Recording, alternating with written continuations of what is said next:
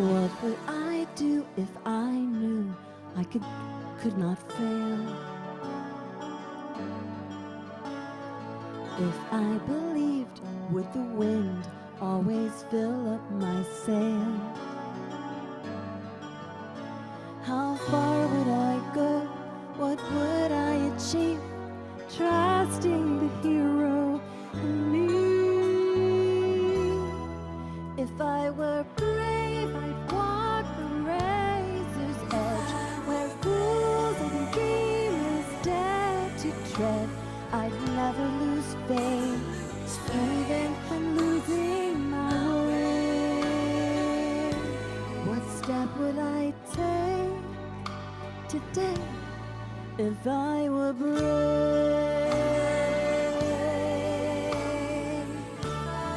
You can sing with me if you know it. What would I do today if I were brave? What would I do today if I were brave? What would I do today if I were brave? What would I do today if I were brave?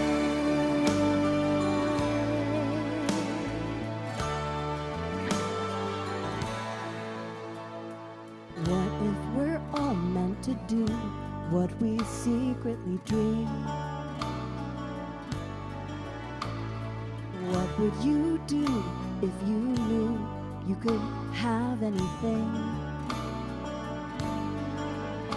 Like the mighty oak sleeps in the heart of a seed, are there miracles in you and me? If I were brave, I'd walk the razor's edge, where fools and dreamers dare to tread. I'd never lose faith, even when losing my way. What step would I take today if I were brave?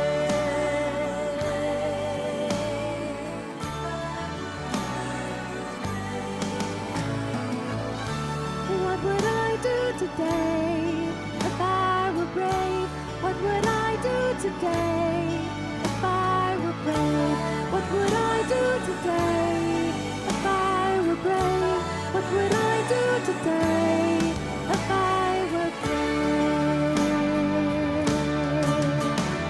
If I refuse to listen to the voice of fear, or the voice of courage whisper in my ear,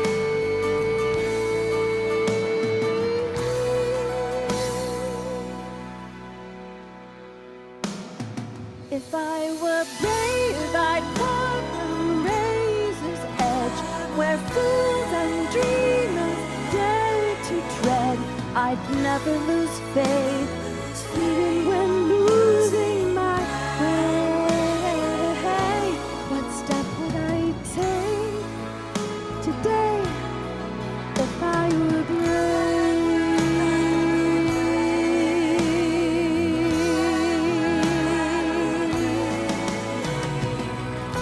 What would I do today if I were brave? What would I do today if I were brave? What would I do today if I were brave? What would I do today if I were brave? Present tense, what will I do? I am brave. What will I do today? I am brave. What will I do today? I am brave. What will I do today? I am brave. Oh, oh, oh,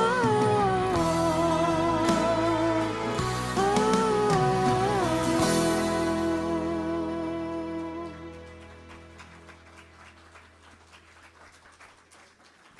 Thank you, Rebecca. That was beautiful. Wow. If I Were Brave. Anybody hear of Jan Stanfield before? She is a Unity singer. She is an amazing artist. And I want to thank you all for being here today. The name of our message today is Divine Order and the Eternal Clock. Well, any of you ever get lost on the path? Ever? Sometimes we do that, but you know what? We can always come back to God. We can always come back to God, and that is divine order, is God's will for our lives. And the beautiful songs. I was thinking today, I was wondering, Davey, do you have a metrodome? I was thinking of a metrodome when I thought of the eternal clock. Okay, so we have a rhythm or a tempo that's going on in the world today and in our lives. And so that rhythm or tempo changes for each of us, depending on our circumstances. What was it? The car broke down? If the car breaks down on the side of the road, how does our tempo? It changes, right? Ding, ding, ding. A heartbeat might go a little faster. A couple weeks ago, I was sharing a story about 3 teenagers that were, one teenager just got a driver's license and they were joyriding and thought life was great and they were going down the side roads and then they ran out of gas. First time, okay? But they sat on the side of the road and they knew they could make a phone call. They had the cell phone and they could call somebody that could provide them with a AAA to give them the gas. Okay, they had a great attitude because at that time, they remembered something that the person that they called, sort of like a stepdad, called and said, well, we know that you always say, where there's a will, there's a way. And so we know that there's a will, there's a way.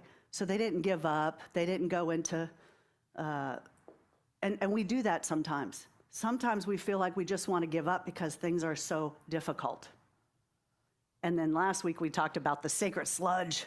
Sometimes we can get stuck in the mud and we can't get out or we don't see a way to get out, right? And so all of us, we're human. We go through getting lost on the path and we are veered over to the side or we get stuck in the mud for some reason. We don't know what it is at that time. But these are examples of divine order in the spiritual path that we're all on here today and why we chose and choose and continue to choose the spiritual path. Because the spiritual path can solve all of our problems. It always has for us and it will always, sometimes we forget, things can get really good and then we forget about the spiritual path when our problems, oh, we've got this, I've got this, I can handle it. And then we kind of put God to the side sometimes and just, but to solve all of our problems and make our lives meaningful and joyful, we choose God. We choose the spiritual path with God in the center of it all, no matter what it looks like. No matter what it looks like. And boy, aren't we being tested today in today's world. I talked to about 4 people. We had a big full moon this week, and it was really intense, and it really shifted the way in the direction of things. And so I've talked to a lot of people that are going through a lot of stuff, not just one thing, but 3 or 4 things in their lives, all at once. And it can feel like a big snowball. And so we are reminded that God will solve our problems when we let God solve our problems, when we let go. And so it's a tough thing to do. It really is, especially when life is difficult. But in Corinthians 14:33, it says, "For God is not the author of confusion, but of peace." Ha ha. So we can turn to God for that peace in our lives when things seem confusing or things seem out of control. It's a discomfort we can get in when things change, right? A lot of people I know are still dealing with the hurricanes in our area from last year, and just now starting to be able to put their homes back together. And so I know in our building, we had our roof blow off, and I spent all of April, I got everything finished, and then we had a nice big rainstorm last week. and we got to see where the roof wasn't so secure. So all the repairs that were supposedly all done, we get to revisit them. Anybody have that, where you think something's all done and then something comes up and you have to revisit it again? Oh, why do I have to do this again? Google's a really good testimony for that. Anybody have to verify their email lately? Well, when I came in and Reverend Dave showed me the office and the emails, you know, the church has 4 emails, I have a couple emails, my business has a couple emails, so I'm looking at all the emails here and going, okay, could you punch in your cell phone so we can send you a code? So I go to the cell phone so it can send me the code. Okay, once you get the code, can you log into your other emails so we can verify you are really who you are? Okay, go log into another email. We need a second phone number so we can, I'm thinking, my goodness, the verification process these days, anybody find it grueling? I can spend about 2 hours trying to verify that I'm a real person to Google. That's an example of, okay, we have to go through it again. We have to go through it again. But it is something that we go through in order to get to the end goal. And another example is my mother, when she calls the doctor, everything is by phone and everything is a call center. Why is my doctor sending me to a call center and somebody doesn't even know where I live? And, you know, she'll get frustrated and hang up. But guess what? The outcome still needs to be there. We still need to walk through that sludge, that discomfort to get to the end result. She needed to make an appointment or change her appointment. So those are just a couple examples of, wow, divine order and the eternal clock. Now, at first when you go, okay, what does the eternal clock have to do with it? The eternal clock of divine order is, you know what? There's not a time limit in God's time. There is in the world. We have time limits. We have deadlines we have to make. But there is a tempo that's happening. And the tempo is either going to tell you, wherever you are in life right now, it's either going to tell you to stay right where you are, go with the pace. But the tempo might say, you know, I need to get that done. That's due on Saturday. The tempo might tell you to slow down a little bit because maybe something happened that you missed, that went right by you and we missed it.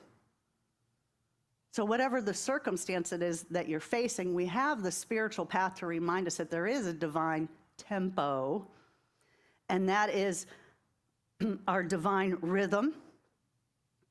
And there are things right now, maybe you all feel that there's a lot of uncertainty going on in the world on how things are going to turn out for our own lives or for our loved ones or for our communities. How are things going to turn out? It's uncertain. Maybe we had a security that we thought was outside of God, and we get to come back into the center with God. That is our security. And really lift the veil. I love that song. Lift the veil on that tempo. And it doesn't mean that it's going to be really something that we're happy about all the time, but it can connect us to God more in that circumstance. So this week it could be called, anybody experiencing the sacred collapse? So the collapse is when the house of cards fall down, you know, or the domino effect. Okay, one thing will turn into another thing, will turn into another thing, and then there's a collapse that happens. And, you know, losing a job is an example. If you've ever lost a job and you had to provide income for your children or your family, that's a tough one. So how do we deal with that when employers are cutting hours or not giving the amount of work that you're used to? Well, that's an example when we look at, we are spiritual beings created in the image of God. That's Unity Principle 2. We are created in the image of God. So we get to handle it and really call on God because we are children of God. And sometimes we forget that God's going to provide us with the answers and the solutions to the problem, every problem. But sometimes we get so wrapped up into the discomfort and it doesn't look so good and it doesn't feel good and the hurricane is coming and I don't have the money to fix my place and all these things that can go through our mind that might be a little chaotic or feel like there's a collapse coming. And we're all realizing that what we focus on can expand. And right now, we get to actually experience it more than ever. What we focus on can expand in our lives. So what are we focusing on? Are we focusing on how the destruction is uncomfortable? Or are we focusing on this is a divine redirection? And so the old has to fall away in order for the new to come in. And so that's an uncomfortable place to be. One of my neighbors, he was living temporarily in one of the condos right next door because their house was getting fixed in Pasadena and needed to stay somewhere while they're repairing the entire building. So it's a divine redirection that we don't know, and it could be a force that's out of our control that takes us there.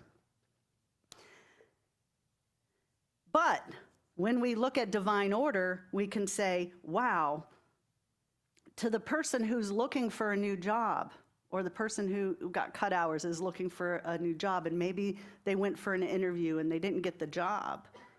Well, think about that as a possibility of the divine redirection, and that person actually had another job waiting for them, one that they liked more.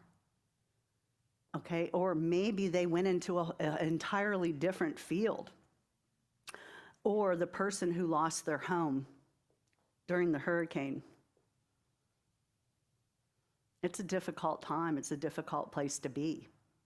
But divine order is remembering the tempo. There's a tempo that goes on in every city. So if you've ever lived in another city, there is a tempo for that city as well as this city. So we learn what the tempo is in our surroundings. And that tempo, it works with, divine order works with the natural laws. We know darn well what happens in Florida from July, August, September, and then a couple years ago went all the way to December. We all know. So we can't keep the blinders on and not know. We know. And so that lifting that veil is, okay, we know divine order. There's a tempo in our town. We get to work together in community and prepare for that. Okay, that's not based on fear. That's based on knowing the tempo of where you live and that divine truth. So divine, I want to go into Unity Principle 3. We create our experiences through the thoughts held in mind. And we talked about the divine, all the principles of Unity Principles a couple weeks ago. But when we say we created our experiences, how can we create our, God, how did I create this experience of losing my house? We might go there and think that if we're on the spiritual path, sometimes we question God, why did this happen to me? I worked really hard to build this house and now it's gone and everything in it is gone. And some people have experienced that. Some of you here have experienced it. So what happens is we get redirected. We find community in that. So the blessing comes out of community. It's not just you and your home. Now, maybe that prayer that you held in mind prior to that was, I'm looking to get a strong community. I'm looking to have a strong neighborhood. Neighborhoods pull together. People pull together in times of crisis, in times of chaos. People come together. Like minds come together. And so that's a blessing. That's a blessing. And so many people came out of that saying, you know what, I finally met my neighbor. I didn't know my neighbor. I lived here for 5 years, didn't know until the hurricane hit. So we feel okay, how many of you feel we're being prepared right now for something more or something bigger? We are. We are being prepared for something bigger. But guess what? We don't know what that is yet, do we? But we all are on the training ground through how we handle situations and circumstances. We're in the training ground right now, Earth School, where we're how do we handle these situations? We're all being tested. How do we handle them? We might not like a situation maybe one of our family members is going through. Maybe we want to go in and help them or fix it or take something away. So these are things that every one of us is going through. Some of us may want to move. Some of us may want to get another car. Whatever the situation is, change is happening. So we get tested in that divine order. Are we being willful in it? Are we willing to say, yeah, you know what, it's time to go? Or are we willing to say, yeah, it's time to stay? Those are all questions in any situation that we have. So when we think about those things that are uncomfortable for too long, we can get stuck. We can get stuck. So we get to actually focus on the things that bring us that joy. God brings us that joy. On the spiritual path, we know that God solves the problems. I used to get a debate with my son because my son would always, he was raised in unity. He was, Mom, God doesn't do it, you do it. And I go, well, you're partially right because, you know, in unity, we talk about we are all responsible for our outcomes in our lives. That is our unity principle 3. We create the reality by the thoughts held in mind. So if we do that and we are children of God, then we are creating our own reality, right? So where's God in it? We are part of God. We are children of God. So explaining it to my teenager son when he was a teenager, and then of course he continued to debate into his 20s with me about this and has his own idea that there's no God. Well, how do you think that, right? But everybody has their own path and how spirituality is going to show up for them. Here at Unity, we honor all paths to God, but we know that there's only one God. And we all get to tap into the spark of divinity within us. So then in Unity Principle 4, how do we practice connecting with God and hearing the messages that God gives us so that we know the moves to make at the right time, or what we need to do, or when to close our shutters during a hurricane, or when to evacuate? How do we know that? We're going to listen. Not only to what's on the news, but what is our internal clock saying? So we get these messages. We get to remember to listen. And the messages come from other people because all of us are children of God. So we get the messages from other people. Do you ever witness that in your life where somebody told you where to go? Maybe you were looking for something. You were looking for a home or food or a job. Okay, so those situations, people, when we listen, we know everybody's walking around with the voice of God. And so you're going to get a clue by listening. We're going to be paying attention to our inner tempo of what feels right. And when it's time, that's the divine order. That's being in tune with God and the natural law of being in tune with God. Okay, so we all feel like we're being prepared for something more. And how do we prepare for that? Well, we tune in.